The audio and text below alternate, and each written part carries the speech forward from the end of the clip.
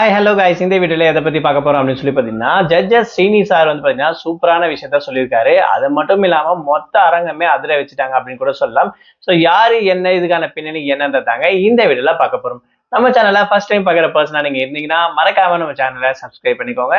அப்பதான் நான் அடுத்தடுத்து போடுற வீடியோக்கான நோட்டிபிகேஷன்ஸ் அண்ட் பாப்அப்ஸ் வந்து உங்களுக்கு கண்டினியூஸா கிடைச்சிக்கிட்டே இருக்கும். அது மட்டும் இல்லாம இந்த வீடியோ பத்தி உங்களுக்கான கருத்துக்கள் ஏதாச்சும் இருந்துச்சுன்னா தாராளமா நீங்க கமெண்ட் பாக்ஸ்ல மென்ஷன் பண்ணாங்க.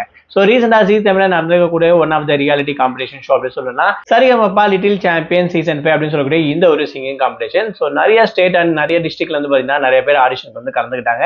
ஸோ அதுல லாஸ்ட் வாரம் வந்து பாத்தீங்கன்னா மெகா ஆடிஷன் அப்படின்ற விஷயம் நடந்துச்சு. இந்த வாரம் பார்ட் 2 அப்படின்னு சொல்ல மாதிரி மெகா ஆடிஷன் இன்னும் கண்டினியூஸ் ஆகுது அப்படின்னு கூட சொல்லலாம். ஸோ அந்த வகையில ஆல்ரெடி சிங்கரா இருக்கக்கூடிய ஒரு சார் வந்து பாத்தீங்கன்னா ஒரு கலை நிகழ்ச்சிக்கு வந்து நான் போயிருந்தேன். ஸோ அங்க இந்த பாப்பா பாடின பாட்டை கேட்டு வந்து ரொம்ப பிரமிப்பா இருந்துச்சு அப்படின்னு சொல்லிட்டு அவரே கூட்டிட்டு வந்திருக்காரு. அவங்க தான் அபிஷிகா அப்படின்னு சொல்லலாம். இவங்களுடைய வாய்ஸ் அண்ட் பர்ஃபார்மன்ஸை கேட்டு மொத்த அரங்கத்தில் இருக்க எல்லாருமே வந்து பாத்தீங்கன்னா ரொம்பவே ஹாப்பி ஆயிட்டாங்க சொல்லலாம். அந்த அளவுக்கு ஒரு எனர்ஜி மோடுக்கு போயிட்டாங்க அப்படின்னு கூட சொல்லலாம். அது மட்டும் இல்லாம ஸ்ரீனி சார் வந்து பாத்தீங்கன்னா அவரே வந்து மெடல்லாம் போட்டு பாப்பா ரொம்ப வந்து என்கரேஜ் பண்ணியிருப்பாரு.